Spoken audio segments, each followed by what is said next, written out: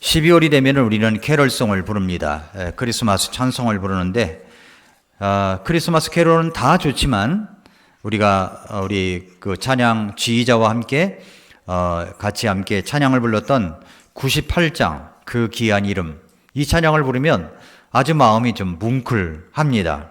그 귀한 이름, 한밤중에 한 천사가 속삭이어 마리아에게 전하여 준 아름다운 이름일세. 우리들을 죄 중에서 속량해 주신 이름, 아름다워라, 놀라워라, 그 귀한 이름 예수. 예수님의 이름, 예수님의 이름. 그래서 오늘 말씀의 제목이 놀라우신 예수 그리스도 다섯 이름들이라고 하는 제목입니다. 이탈리아의 한 작은 마을에 고전적인 분위기가 있는 한 교회당이 있었습니다. 근데 그 교회 벽에는 두 개의 그림이 걸려 있었어요. 하나는 구약 성경에 나오는 여러 인물들이 그려져 있었습니다. 예레미야, 모세, 이사야, 미가. 이런 사람들의 얼굴이 한 방향을 주시하고 있는 그림이에요. 그런데 그 대언자들이 어디를 향하여 주시하는가 봤더니 그 건너편 벽에 걸려 있는 그림을 주시하고 있었습니다. 그 그림에는 누가 있었느냐? 바로 예수 그리스도십니다. 예수 그리스도. 두 개의 그림이요. 두 개의 그림이 쌍을 이루고 있는 겁니다. 그러니까 이 그림은 예수 그리스도의 탄생을 대언하고 있는 구약의 인물들이 그리스도의 출현을 바라고 있다는 그런 그림의 의미를 주고 있는 것입니다. 자, 오늘 말씀에서 바로 그 그림에서 이야기하고 있는 말씀이 이사야 9장 6절과 7절입니다. 이 말씀은 예수님께서 오시기 전 700여 년 전에 대언했던 말씀입니다. 보라 처녀가 이사야 7장 14절에 보면은 보라 처녀가 수태하여 아들을 낳고 그 이름을 임마누엘이라 하리라 하는 말씀이 있었는데 이 말씀이 바로 마태복음 1장 23절에 이루어졌습니다. 그분의 이름이 예수님이십니다. 그분의 이름이 얼마나 놀라운지 이사야 대언자는 말하기를 이는 한 아이가 우리에게 태어났고 한 아들을 우리에게 주셨는데 그의 어깨에는 정권이 놓이고 그의 이름은 어떤 이름인가? 놀라우시니 조언자, 강하신 하나님, 영존하는 아버지, 평화의 통치자라 할 것이라고 이야기를 하고 있습니다. 이 아기는 정말 놀라운 아기입니다. 이 놀라운 아기의 이름의 능력을 말씀하고 있습니다. 그래서 7절에 그의 정권과 화평의 번창함이 끝이 없으며 그가 다윗의 왕자와 그의 왕국 위에 군림하여 그것을 정비하고 이제로부터 영원토록 판단의 공의와 정의로 그것을 굳게 세우리라. 만군의 주의 열심히 이것을 이루리라 말씀했습니다. 이 아기 예수님은 우주를 통치하고 세계사와 민족사와 그리고 역사를 주관할 힘을 갖고 있는 그런 말씀입니다. 개인들과 민족들의 운명은 사실 이 아기 예수님에게 달려있다는 말씀입니다. 이 놀라운 이름을 갖고 계시는 예수 그리스도의 이름 앞에 모든 사람들이 무릎을 꿇게 될 것입니다. 그 아기의 이름이 무엇입니까? 바로 다섯 이름이 나와 있습니다. 첫 번째 이름 놀라우십니다. 놀라우시니 이에요. 그의 이름은 놀라우시니 라고 했습니다. 놀라우시니 영어로는 원더풀입니다. 이 아기의 이름은 아주 놀랍다는 거예요. 놀라워요. 놀라운이라는 말씀입니다. 우리는 이 아기의 정체성을 알면 놀랄 수밖에 없어요. 놀랄 수밖에 없어요. 생각해 보십시오. 그분의 탄생은 얼마나 놀랍습니까? 수태고지라고 하죠. 탄생하실 걸 미리 고지한 이사야 7장 14절 말씀이 마태복음 1장 23절에 이루어졌습니다. 놀랍지 않습니까? 아기 이름까지 지어졌어요. 놀랍지 않습니까? 예수님의 생애 속에서 그분은 십자가에서 죽으셨지만 3일 만에 다시 살아나셨습니다. 놀랍지 않습니까? 누가 죽은 자 가운데서 얼마나 영원히 살 수 있단 말입니까? 예수님은 또한 우리와 같이 똑같이 태어난 게 아니에요. 예수님은 바로 여자의 몸에서 탄생했습니다. 처녀의 몸에서 태어난다고 했는데 남자 없이 처녀의 몸에서 예수 그리스도께서 탄생하셨습니다. 놀랍지 않습니까?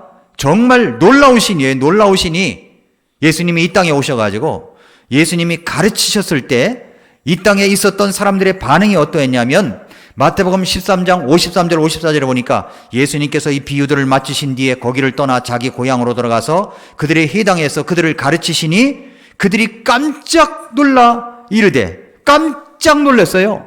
예수님의 가르침에 깜짝 놀란 겁니다. 이 사람이 어디에서 이런 지혜와 이런 능력 있는 일들을 얻었느냐? 깜짝 놀란 거예요. 마태복음 22장 22절에 보면은 그들이 이 말씀을 듣고 놀라며 그랬어요. 놀라며. 말씀을 들을 때 놀란 겁니다. 예수님의 말씀에. 바리새인들조차도 예수님의 말씀을 듣고 놀랐다고 말씀하고 있습니다. 예수님께서 산상수훈을 말씀하실 때 반응이 어떠냐면은 마태복음 7장 28절 29절에 보니까 예수님께서 이 말씀들을 마치심에 사람들이 그분의 교리에 깜짝 놀라니 그랬어요. 깜짝 놀랐습니다. 이는 그분께서 권위를 가진 자로서 그들을 가르치시고 서기관들 같이 하지 아니하셨기 때문이더라. 예수님의 말씀에 깜짝 놀란 겁니다. 마가복음에서도 누가복음에서도 예수님의 가르침의 말씀 앞에서 모두 놀라웠다는 기록이 이곳저곳에서 찾아볼 수가 있습니다. 이 놀라운 아기의 이름은 바로 원더풀입니다. 바로 놀라우신 이에요. 놀라우신 분이십니다. 예수님은 우리들의 삶에서도 놀라우신 분이지 않습니까? 내가 주님의 사랑으로 구원받지 못했다면 나는 이 세상에서 하찮은 것에 인생의 가치를 두고 죽을 힘을 다해 일하며 그것의 가치 있는 일인 양 떠들어대며 살고 있었을 것입니다. 거짓을 붙들고 옳은 것인 양 살아갈 수 있었을 것입니다. 그런데 나 같은 자를 위해서 예수님이 2000년 전에 이 땅에 오시어 십자가에 못 박혀 죽으셨습니다. 나 같은 자를 위해서 그렇습니다. 나를 위해서 예수님이 그렇게 해주셨어요. 나의 모든 죄를 깨끗이 용서해 주셨습니다. 더 놀라운 것은 나 같은 자가 그 복음의 말씀을 듣고 마음문을 열고 예수님을 받아들였다는 사실입니다. 이것은 기적입니다. 기적. 그래서 깜짝 놀랍니다. 깜짝 놀라요. 예수님의 이름은 놀라우신 분이십니다. 원더풀이에요. 두 번째, 예수님의 이름은 조언자라고 되어 있어요. 조언자. 그의 이름은 놀라우시니 조언자라고 그랬어요. 그 번째 이름은 조언자예요. 카운슬러입니다. 조언자, 상담자라는 말입니다. 카운슬러라는 말은 우리가 좀 잘 이해할 것이라고 생각합니다. 요즘은 얼마나 이 상담자를 필요로 하는 시대인지 모릅니다. 불안한 사람들이 늘어나고 있습니다. 두려움에 떠는 사람들이 있습니다. 마음이 공허하여 우울증으로 시달리는 사람들, 정신적 질병에 걸려서 어찌할 바를 모르고 그저 약에만 의존하는 사람들 늘어만 가고 있어요. 이런 사람들이 밤새 내 고민을 들어줄 사람이 있으면 좋겠습니다. 몇 시간이라도 내 마음을 쏟아 놓을 수 있는 사람이 있었으면 좋겠습니다. 이 모든 것을 통틀어서 나를 받아주고 이해해 줄 수 있는 좋은 친구라도 있었으면 좋겠는데 이런 사람을 가리켜서 뭐라고 얘기합니까? 상담자, 조언자라고 하는 겁니다. 상담자, 조언자라고 하는 카운슬러예요. 카운슬러. 요즘에 보면은 유튜버들이 많이 생겨나고 또 인스타그램을 합니다. 그러면 인스타그램을 통해서 자기 상품을 판매하고 싶다라고 하는데 그냥 무조건 한다고 되는 게 아니더라고요. 제가 알고 있는 사람은 인스타그램 스타를 만드는 사람이 있어요. 인스타그램 스타를 만들어요. 이분이 굉장히 젊어요. 제가 상담을 해서 구원받은 사람인데 굉장히 젊어요. 그런데 이분이 이 청년이죠. 거의 청년이지. 이제 30살 전후쯤 된 것 같은데 그런데 춘천에서 가게 문을 닫으려고 했던 레스토랑이 하나 있었어요. 그런데 가기 직전에 한번 블로거를 어떻게 쓰고 인스타그램을 어떻게 하는가 알아봐야 되겠다. 그래가지고 이 전문가를 찾아온 거예요. 그래서 이분이 상담을 해줬어요. 블로거를 써라. 인스타그램을 이렇게 하라. 블로그는 이렇게 하라. 이렇게 하라. 알려줬습니다. 그랬더니 나중에 어떻게 된지 아십니까? 일주일 후면은 문 닫으려고 했던 그 레스토랑이 장사가 너무 잘 되고 그리고 그 지점을 3개나 더 냈다는 거예요. 이 상담자 조언자를 굉장히 필요로 하는 시대예요. 인스타그램을 해도 유튜브를 해도 똑같습니다. 여러분, 우리가 그런 어떤 상업적인 목적이 아니라 나의 인생을 구원해주고 나를 이끌어주고 영생을 가져다 줄 이 조언자, 상담자, 나 인생의 고민을 들어주시는 그분이 누구시냐? 바로 여기 상담자라고 그랬어요. 카운슬러라고 그랬어요. 그분이 바로 예수 그리스도이십니다. 여러분, 우리가 우울증에 걸렸다, 또 여러 가지 정신적 어려움이 있다 그러면 신경정신과에 간다고 하면 사람들이 처음에는 옛날에는 이상하게 봤어요. 쉬쉬하거나 꺼려졌지만 지금은 그런 인식이 많이 줄었습니다. 우울증이 참 무서운 병인데 그 우울증이 있으면 병원에 가서 상담을 받는 것이 좋습니다. 그런데 그 마음이 우울증을 해결할 수 있는 어떤 상담보다는 약에 의존하게 만드는 것이 더 많은 것을 보면서 이 땅에 정말 진정한 상담자가 많이 없다라는 생각이 들기도 합니다. 현대 상담 심리학의 가장 문제는 뭐냐면 상담의 효과가 미미하다는 사실입니다. 상담학은 발달해 가지만, 상담학의 고민은 더 많아져 가지만 진정한 상담자가 없다는 사실은 마음의 문제를 겪고 있는 많은 사람들을 더욱 힘들게 하고 있다는 것입니다. 그런데 이 땅에 오신 예수 그리스도, 놀라우신 분, 원더풀, 그리고 조언자, 카운슬러, 바로 예수님이십니다. 예수님께서 어느 날 사랑하는 제자들을 모으시고 이렇게 말씀하셨어요. 요한복음 15장 13절과 14절에 보면은 아무에게도 자기 친구들을 위해 자기 생명을 내놓는 것, 이것보다 더 큰 사랑은 없나니 무엇이든지 내가 너희에게 명령하는 것을 너희가 행하면 너희가 나의 친구니라 말씀하셨습니다. 여러분, 우리의 친구가 되기 위해서 찾아오신 그분은 또 이렇게 말씀하세요. 요한복음 14장 16절과 18절에 보면은 내가 아버지께 구할 터인즉 그분께서 다른 위로자를 너희에게 주사 그분께서 영원토록 너희와 함께 거하게 하시리니 곧 진리의 영이시라. 세상은 그분을 받아들이지 못하나니 이는 세상이 그분을 보지도 못하고 알지도 못하기 때문이라. 그러나 너희는 그분을 아나니 이는 그분께서 너희와 함께 거하시며 또 너희 속에 계실 것이기 때문이라.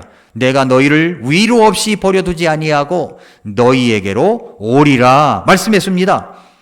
너희에게로 오리라. 우리를 버려두지 않는데요, 위로 없이 버려두지 않는다고 말씀합니다. 히브리서 13장 5절에는 내가 결코 너를 떠나지 아니하고 너를 버리지 아니하리라 말씀하셨습니다. 결코 나를 떠나지도 않고 버리지도 않으시는 분, 그리고 나를 찾아와 위로자로 함께 해주시는 분, 영원토록 함께 해주시는 분, 나를 위로 없이 버려두지 않으시고 나에게 오셔서 함께 해주시는 분, 그분의 이름은 조언자, 카운슬러입니다. 상담자세요. 우리의 문제에 관한 진정한 해답이시면서 지혜의 근본이신 그분에 대해서 히브리서는 이렇게 말씀해 주시고 있습니다. 히브리서 4장 15절 16절에 우리에게 계신 대제사장은 우리의 연약함의 감정을 몸소 느끼지 못하시는 분이 아니요 모든 점에서 우리와 똑같이 시험을 받으셨으되 죄는 없으신 분이시니라. 그러므로 우리가 긍휼을 얻고 필요한 때에 도우시는 은혜를 얻기 위해, 잘 들어보세요, 필요한 때에 도우시는 은혜를 얻기 위해 은혜의 왕좌로 담대히 나아갈 것이라고 말씀하셨습니다. 우리의 아픔의 연약함의 감정을 몸소 느끼시는 분이십니다. 우리의 아픔을 공감하신다는 이야기입니다. 그분은 내 눈물을 아십니다. 내 고독을 아십니다. 내 외로움을 아세요. 내 아픔과 불안과 절망과 그래서 찾아오는 우울증을 아십니다. 그분은 내 곁에 오셔서 우리의 연약함의 감정을 몸소 느끼시며 위로해 주시는 분이십니다. 그분이 누구십니까? 바로 카운슬러, 조언자, 예수님이십니다. 세 번째 이름, 강하신 하나님. 그분의 이름은 놀라우시니 조언자, 강하신 하나님. 예수님은 원더풀 카운슬러일 뿐만 아니라 강하신 하나님입니다. 전능한 하나님이세요. 2000년 전 이 땅에 오신 예수님은 아기로 오셨지만 그분은 강하신 하나님이십니다. 강하신 하나님. 생각해 보십시오. 하나님이 아기 모습으로 오신 거예요. 하나님이 아기 모습으로 오신 겁니다. 이 얼마나 놀라운 사실입니까? 이것을 어떻게 말로 설명할 수가 있단 말입니까? 만약에 하나님께서 핵무장한 비행기를 타고 우주에서 굉장한 굉음을 내며 이 땅에 도착하셨다고 하면, 그리고 그 모습이 칼과 유도탄과 또 핵무기로 무장한 신무기로 무장하고 오셨다면 어떻게 우리가 그분 앞에 나아갈 수가 있겠습니까? 나아갈 수가 없죠. 그런데 하나님은 인간의 모습으로 오셨어요. 아주 가장 낮은 자리 구유에서 태어나셨습니다. 이것이야말로 기적 중에 기적이 아닐 수가 없는 겁니다. 그런데 그분이 누구세요? 하나님이셨어요. 하나님. 히브리서 1장 8절에 보니까 아들에게는 이르시기를 오 하나님이여 주의 왕자는 영원 무궁하오며 주의 왕궁의 홀은 의의 홀이니이다 그랬어요. 그분은 하나님이셨습니다. 요한복음 1장 18절에서는 아무도 어느 때나 하나님을 보지 못하였으되 아버지 품속에 계신 독생자께서 그분을 밝히 드러내셨느니라 말씀을 했습니다. 누구든지 아기로 오신 하나님, 예수님을 만날 수가 있습니다. 배우지 못한 사람도 만날 수 있어요. 지식인도 만날 수 있어요. 가난한 사람도 만날 수 있습니다. 부자도 만날 수 있습니다. 여자도 남자도 어린아이도 노인도 청년도 건강한 사람도 질병 속에 쌓여있는 사람일지라도 모두 예수님께, 아기로 오신 예수님께 나아갈 수가 있습니다. 얼마나 감사한 일입니까? 그분이 누구세요? 강하신 하나님, 마이티 갓. 본래 하나님이던 그분께서 아기 예수님으로 오셔서 우리에게 문제가 있을 때마다 우리에게 조언해 주십니다. 우리는 예수님을 믿는 자로서 심리학 상담하게 의지하는 것이 아니라 예수님 한 분만으로도 만족할 수가 있습니다. 2000년 전 예수님께서는 이 땅에 아기의 모습으로 오셨습니다. 인간을 구원하러 오셨습니다. 그 아기는 어떤 이름으로 오셨습니까? 그의 이름은 놀라우신 이 조언자 강하신 하나님. 그 다음에 뭡니까? 네 번째 이름이 영존하는 아버지 그랬습니다. 영존하는 아버지. 이 아기가 아버지이십니다. 아버지가 아기가 되어 오신 거예요. 신약 때 아니고 구약에서 하나님을 아버지로 표현한 사실은 정말 놀라운 사실이 아닐 수가 없습니다. 예수님은 아버지이십니다. 하나님을 그저 신이라고 하는 사람들의 신앙과 아버지로 부르는 사람들의 신앙과는 커다란 차이가 있습니다. 여러분은 하나님을 아버지라고 부를 수 있는 자격이 주어졌습니까? 그렇게 믿으십니까? 예수님을 영접하고 구원받은 자들에게는 하나님의 자녀가 되는 능력을, 권능을 주셨습니다. 이 얼마나 놀라운 일이에요? 그 하나님을 아버지라고 부를 때 그 감격과 기쁨을 경험한 적이 있으십니까?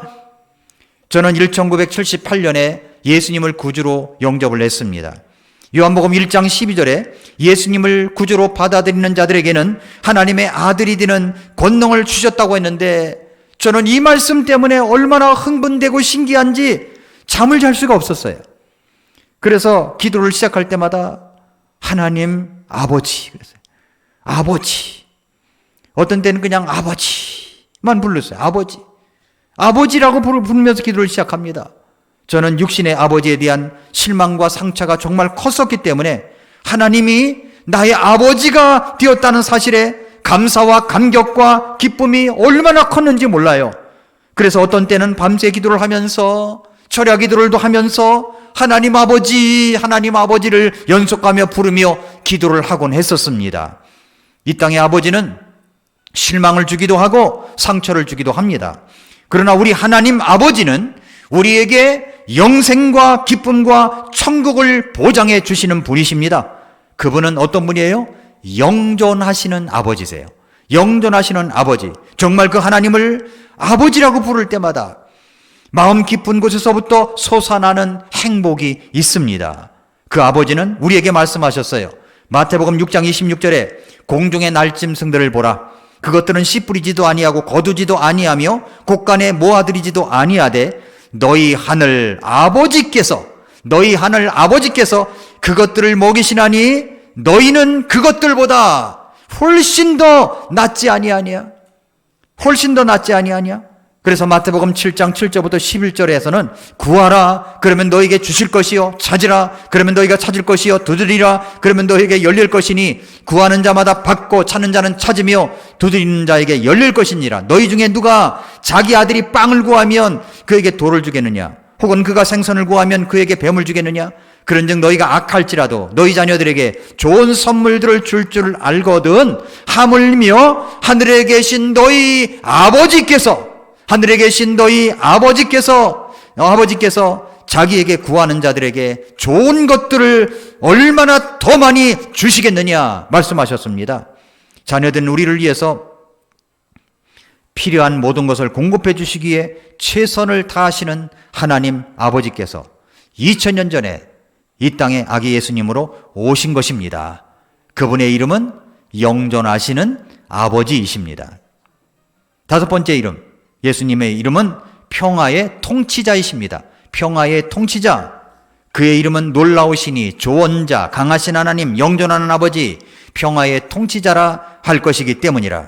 예수님께서 탄생하시던 그날 밤에 하늘에 있는 천사들이 노래하며 외친 내용이 뭡니까? 누가복음 2장 14절에 보니까 가장 높은 곳에서는 하나님께 영광이요 땅에서는 평화와 사람들을 향한 선하신 뜻이로다 말씀을 했습니다. 이 땅에서는 예수님께서 다시 오실 때까지 전쟁과 기근과 고통은 끊임없이 계속될 것입니다.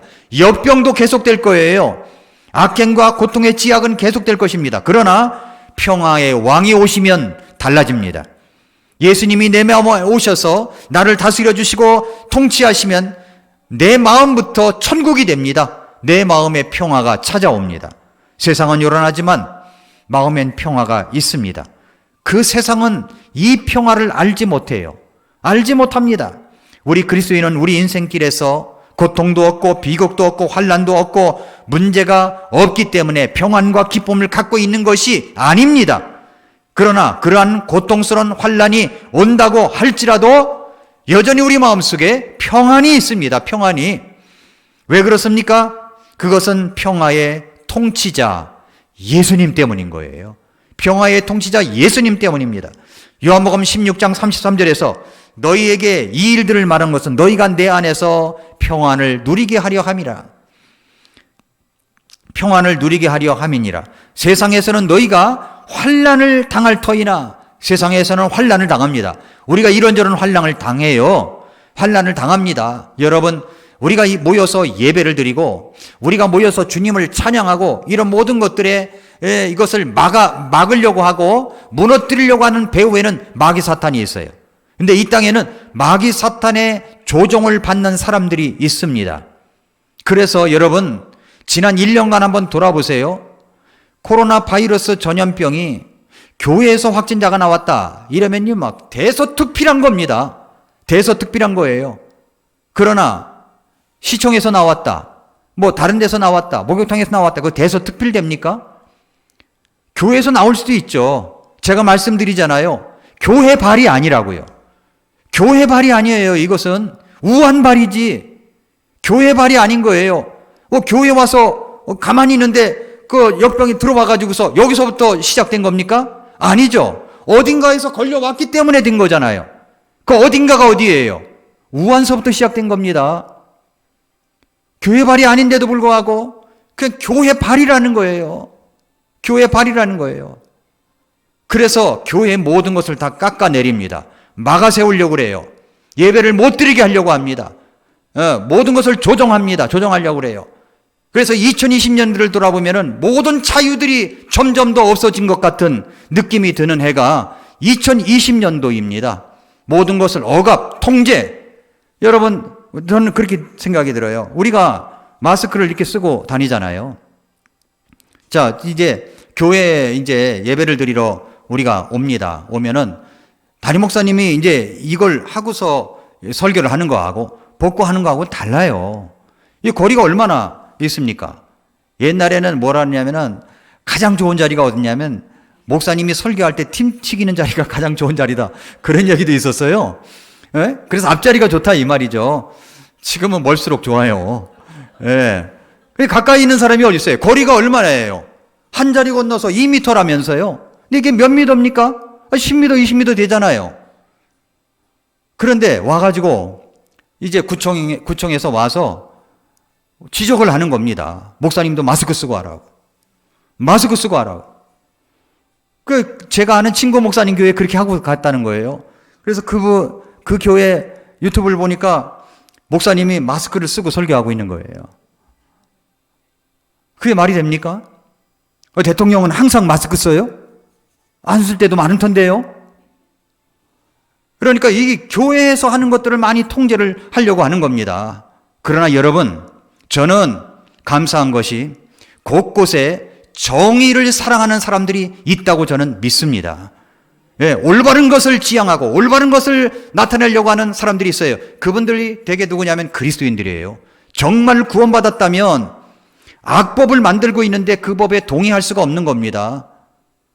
여러분, 이 땅에는 그렇게 모든 것을 억압을 하려고 그래요. 그러나 평화의 통치자 예수 그리스도께서 오시면 자유가 주어집니다. 자유가 있어요.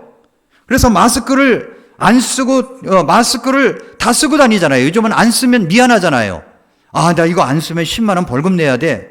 그렇기 때문에 씁니까? 아니잖아요. 그런데 이것을 또 안 쓰면 법으로 만들어 가지고서 막 벌금을 내야 된다고 이렇게 그렇게 만들어 놓기보다는 그냥 자발적으로 우리 같이 씁시다. 그러면은 그렇게 되는 겁니다. 그렇게 될 수 있다고 저는 생각이 들어요. 국민 수준이 달라지는 거죠. 옛날에는 뭐 거리에 침을 뱉지 맙시다. 껌을 뱉지 맙시다. 이것이 문구처럼 되어 있었어요. 근데 지금은 그렇게 합니까? 그렇게 하는 사람 보면 아주 혐오하잖아요. 저 사람 왜 그런 거예요? 길거리에서 담배 피고 다녀도 혐오하지 않습니까? 사회 분위기가 그렇게 되는 거죠. 그런 것을 법으로 만들지 않아도 그렇게 자연스럽게 자유 안에서 다른 사람을 예절 있게 대하면서 될 수 있다고 저는 생각합니다. 그런데 모든 것을 통제, 억압하다 보면은 끝도 없는 겁니다. 끝도 없어요. 여러분, 그러나 우리 예수님이 오시게 되면은 억지로 교회 나오지 않아요. 내 마음속에 예수님이 오시고 구원을 받았다면 억지로 야 교회 나와야 돼 해서 그렇게 나오지 않습니다. 교회 가고 싶은 마음이 생기는 거예요. 예, 자유함이 있지만 주님을 섬기고 싶고 드리고 싶고 헌신하고 싶은 마음이 드는 겁니다. 내가 주님을 위해서 일생 동안 복음을 전하는 사람이 되고 싶은 마음이 일어나는 겁니다. 왜 그래요? 내 마음속에 평화의 통치자 예수 그리스도께서 계시기 때문에 그런 것입니다. 그러므로 우리 주님이 주는 평화는 달라요. 요한복음 14장 27절에 내가 너희에게 평안을 남겨놓으니 곧 나의 평안을 너희에게 주노라. 세상이 주는 것과 달리 내가 너희에게 주노니 너희는 마음에 근심하지도 말고 두려워하지도 말라. 평안을 우리에게 주십니다. 평안을 너희에게 주노니 너희는 마음에 근심하지도 말고 두려워하지도 말라. 이 사실을 믿으시기 바랍니다. 예, 우리 예수님께서 주시는 평안 때문에 우리는 고통스러운 환난 가운데서도 근심하지 않고 평안을 가질 수가 있는 것입니다. 우리 예수님은 놀라우신 분이세요. 우리를 돕는 조언자이십니다. 능력이 한이 없으신 강하신 하나님이십니다. 그 예수님은 영존하시는 우리의 아버지이십니다. 그리고 우리에게 진정한 평화를 주시는 분이십니다. 이사야 9장 6절을 다시 보시면 이는 한 아기가 우리에게 태어났고 한 아들을 우리에게 주셨는데 그의 어깨에는 정권이 놓이고 그의 이름은 놀라우시니 조언자 강하신 하나님 영존하는 아버지 평화의 통치자라 할 것이기 때문이라. 이런 예수님이 이 땅에 오셨습니다. 예수님의 마지막 이름이 뭔지 아십니까? 예수예요. 예수. 마태복음 1장 21절에서 그녀가 아들을 낳으리니 너는 그의 이름을 예수라 하라. 이는 그가 자기 백성을 그들의 죄들에서 구원할 것이기 때문이라. 예수라 하라. 예수의 뜻이 구원자란 뜻이 있습니다. 인간들의 죄들을 용서하시고 구원하시기 위해서 이 땅에 오신 분, 그 이름 예수님입니다. 그 이름 예수, 그 이름을 통하여 여러분은 구원을 받으신 적이 분명히 있으십니까? 네. 정말 구원받았다면, 그렇다면 이 세상에서 우리는 새로운 창조물로서 새로운 성경적 가치관을 가지고 살아갈 수 있습니다. 코로나로 인하여 모든 것이 냉랭한 이 시대 속에서 우리 주님을 향한 그 사랑과 믿음은 더욱 뜨겁게 따뜻하게 다른 사람을 향할 수가 있습니다. 어느 해 겨울 코펜하겐에서 있었던 일입니다. 성탄절 새벽 3시에 한 소방서에서 요란한 전화벨이 울리고 살려달라는 거친 비명소리가 들려왔어요. 살려주세요. 살려주세요. 전화를 받은 담당 소방관의 이름인 에릭이라는 소방관이었는데, 전화를 건 여인은 자신의 전화번호도 모르고 주소도 몰랐어요. 그리고 그녀는 의식을 잃어가고 있었습니다. 어디에 사십니까? 집이 어디입니까? 그것도 몰라요. 의식을 잃어가고 있어요. 그냥 살려주세요, 살려주세요만 외치고 있었습니다. 그래서 이 에릭 소방관은 침착하게 주위에 보이는 것이 무엇이냐고 물었습니다. 창문 너머에 뭐가 보입니까? 그랬더니 가로등과 불빛이 켜져 있다는 대답을 토대로 추측을 해가지고 소방서장에게 전화를 걸어서 도움을 청하여 10대의 소방차를 곳곳에 보냈어요. 곳곳에. 15분 후에 에릭 소방관은 전화기에서 흘러나오는 사이렌 소리를 들은 거예요. 그러니까 이제 소방차가 가서 사이렌 소리를 내니까 사이렌 소리를 들은 거예요. 그러니까 10대 중에 한 대가 그 사람 집에 가 있는 거죠. 그래서 10대의 차량 사이렌 소리를 순서대로 끄라고 그랬어요. 순서대로 꺼라. 그래서 발신자의 위치를 추적한 것입니다. 확인된 위치는 10번 차량에 있는 부근이었습니다. 10번 소방차는 확성기를 들고 마이크를 대고 방송을 했습니다. 주민 여러분, 생명이 위독한 여인을 구하고자 합니다. 여러분의 집의 모든 전기, 불을 소동을 해 주십시오. 불을 꺼 주십시오. 주변의 불이 모두 꺼졌어요. 근데 단 한 사람 집만이 불이 켜져 있었습니다. 여인은 그렇게 해서 그 생명이 구해졌습니다. 그 집만 불을 안 끄고 있었기 때문에. 놀랍죠? 그 밤에, 성탄의 밤에 한 생명을 구한 기쁨이 소방관들에게, 방송을 듣고 모두 불을 꺼주었던 주민들에게 가득가득 넘쳤습니다. 한 사람의 생명을 구한다는 것은 그렇게 정말로 소중한 일입니다. 그런데 2000년 전에 우리 예수님께서 우리를 구하러 친히 인간의 몸을 입으시고 이 땅에 오셨습니다. 그분의 이름은 예수님이십니다. 예수님은 하나님이셨습니다. 하나님이신 그분이 우리들을 구원하러 인간의 몸을 입으시고 오셨습니다. 이는 한 아기가 우리에게 태어났고 한 아들을 우리에게 주셨는데, 그의 어깨에는 정권이 놓이고 그의 이름은 놀라우시니 조언자, 강하신 하나님, 영존하는 아버지, 평화의 통치자라 할 것이기 때문이라. 신약에 와서 그분의 이름을 소개합니다. 그분의 이름은 바로 예수. 그분의 이름을 통하여 여러분은 정말로 예수님을 영접한 적이 있습니까? 여러분의 가족은 어떻습니까? 주변에 있는 사람은 어떨까요? 누구든지 자기 죄를 회개하고 예수님이 나의 구주인 것을 믿고 영접을 해야만 구원받을 수가 있습니다. 그래야 진정한 성탄을 맞이할 수가 있는 것입니다. 기쁜 날, 예수님께서 이 땅에 오신 날, 나를 구원하러 오신 예수님의 이름을 생각하며 기뻐하며 주님께 영광 올리고 주변에 아직 구원받지 못한 사람들에게 복음을 전하는 저와 우리 교회 모든 성도님들, 이 말씀을 듣고 있는 여러분들이 될 수 있기를 축복합니다. 기도하겠습니다. 이 시간 한번 같이 기도하십시다. 예수님께서 이 땅에 오셨습니다. 그분의 이름은 놀라우시니 조언자, 강하신 하나님, 영존하는 아버지, 평화의 통치자이십니다. 사랑하는 성도 여러분, 그분의 이름은 바로 예수님이십니다. 나 같은 자를 구원하러 오신 그 예수님을 감사하면서, 주님 감사합니다. 감사합니다.